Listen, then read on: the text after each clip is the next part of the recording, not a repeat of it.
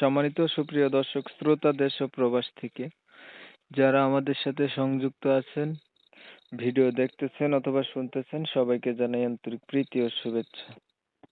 বন্ধুরা, আমি কথা বলছিলাম সুইট একটি আপুর সাথে, প্রতিবেদন করবে। অডিও কলে সংযুক্ত হয়েছে আমার সাথে, কয়েকদিন আগে থেকেই যোগাযোগ ছিল, বাট উনি কেন আসলো প্রতিবেদনে বিস্তারিত ভিডিও জুড়ে থাকছে, আপনারা অবশ্যই ভিডিওটা কন্টিনিউ করবেন। আসসালামু আলাইকুম। ওয়ালাইকুম আসসালাম। আসসালামু আলাইকুম।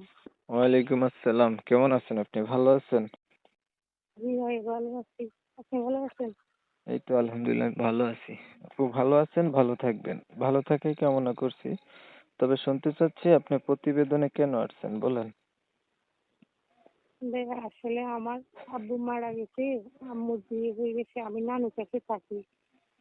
যদি ভালো মনের একটা মানুষ পাই যে আমার দায়িত্বটা নেবে, অনেক কষ্ট করতেছি। আব্বু মারা গেছে, মার বিয়ে হয়ে গেছে, নানির কাছে থাকেন। যদি ভালো মনের একটা মানুষ পান, বিয়ে করবেন। অনেক কষ্টে দুঃখেতে আছেন। আপনার বিয়ে হয় নাই আগে? জি না, বয়স কত আপনার? 18-19 এরকম। লেখাপড়া কিছু জানেন? ক্লাস 6 পর্যন্ত পড়ছি।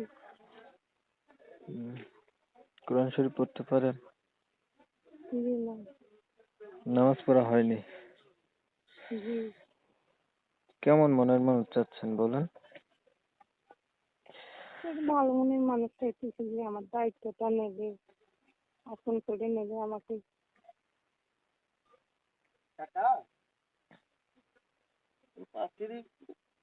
যে আপনার দায়িত্ব নেবে, আপন করে নেবে, এমন একটা মনের মানুষ চাইতেছেন না? বয়স বেশি হলো সমস্যা নাই? জি না। আচ্ছা, আপনার বিষয়টা আমি একটু আগে ক্লিয়ার করছি। প্রিয় দর্শক শ্রোতা, শুনছিলেন আমি কথা বলছিলাম এই সুইট মিষ্টি আপুটি, দেখতে চমৎকার সুন্দরী, ছবি পাঠাইছে, সেটা অনুসারে বলছে। কণ্ঠ অনেক ভালোই লাগছে আমার কাছে, আপনাদের কাছে কেমন লাগছে জানি না। তো এই সুন্দরী আপুটি প্রতিবেদনে এসে চাইতেছে একটা ভালো মনের মতো মানুষ, বয়স কোনো ব্যাপার না। ওনার হচ্ছে পরিবার সম্পর্কে জানতে গিয়ে জানলাম যে ওনার হচ্ছে মার বিয়ে হয়ে গেছে, আর বাবা মারা গেছে, না? জি। এখন উনি নানির কাছে থাকে, চাইতেছে ওনার সবকিছু জানাশোনার পরে একটা ভালো মানুষ যদি ওনার দায়িত্ব নিয়ে ওনার পাশে থাকে, মনের সাথে মন যদি মিল খায়, তাইলে ওনার বিয়ে হবে, মানে বিয়ে করবে। এর জন্য উনি আসছে।